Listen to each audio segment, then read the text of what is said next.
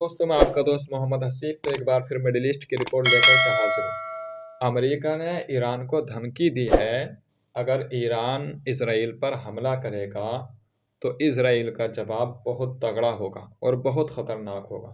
लेकिन उसके बदले में आयतुल्लाह ख़ामनाई ने भी अमेरिका को साफ साफ लफ्ज़ों में कह दिया है और ये कसम खा करके कहा है कि हम जवाब तो ज़रूर देंगे और हमारी तरफ से जो पलटवार किया जाएगा वो भी बहुत दर्दनाक होने वाला है। आयतुल्लाह ख़ामनाई का ये स्टेटमेंट भी जारी हो चुका है। दोस्तों, अब वो वक्त आ चुका है कि जब अपना ख़ास इंसान अपनों के साथ दगाबाजी करके धोखेबाजी करके दुश्मन का साथ देता है, अपना इंसान अपने के साथ नहीं देता है बल्कि दुश्मन का साथ देकर अब इंसान को नीचे गिराना चाहता है। ये हम सब की ज़िंदगी में होता होगा। आपके अपने ही आपसे ज़्यादा परेशान होंगे, आपका दुख देखकर नहीं बल्कि आपका सुख देखकर। और हमेशा आपके दुश्मन के साथ मिलकर ऐसी कोशिश करते होंगे कि कैसे भी करके इसको नीचा दिखाया जाए। ये हम सब की ज़िंदगी में एक आम बात है। ऐसा ही कुछ अब इस वक्त मिडिल ईस्ट के अंदर भी हो रहा है। गाज़ा के अपने फ़िलिस्तीन के अपने दुश्मन का साथ देकर फ़िलिस्तीन के लोगों को अपनी आंखों के सामने मरते हुए देख रहे हैं और फिर भी उनका दिल नहीं पसीज रहा है। और गाज़ा और फ़िलिस्तीन के दुश्मनों का वो साथ दे रहे हैं। बात को ज़्यादा लंबी ना करते हुए पॉइंट पर आता हूँ।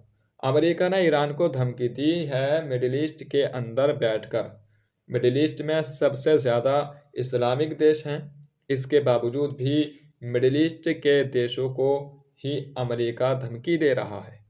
अमेरिका ने ईरान को धमकी दी कि देखिए आप ये जो हमला करने की बात कर रहे हैं कि हम इसराइल के ऊपर 2 प्रेमिस 3 ऑपरेशन चलाने वाले हैं, हमला करने वाले हैं और जवाब दिया जाएगा इसराइल को।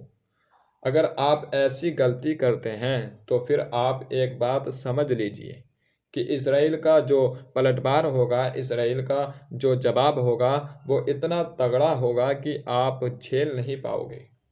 और हम आपसे कहते हैं कि हम इसराइल को रोक भी नहीं पाएंगे।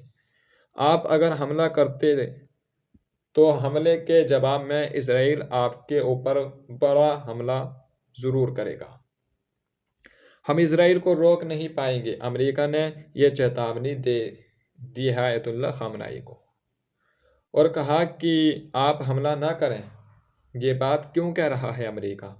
मैंने कल की वीडियो में आपको बताया था, पेंटागन ने 12 B-50 बम्बर्स मिडिल ईस्ट में भेज दिए हैं।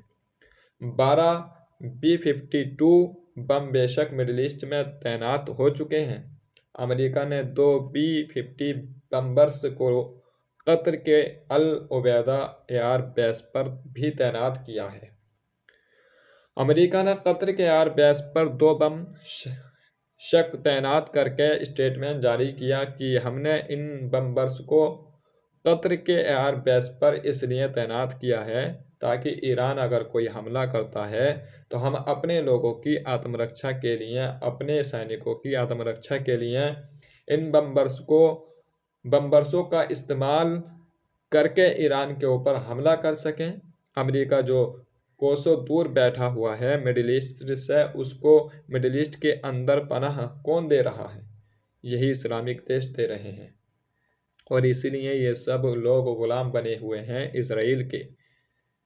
इनके आर बेस का इस्तेमाल ये लोग करते हैं, इनके आर स्पेस का ये लोग इस्तेमाल करते हैं और तमाम खाड़ी के देश इनके ग़ुलाम बने बैठे हैं। फ़िलहाल इसराइली हो की बात करें तो ये सगे किसी के नहीं होते हैं।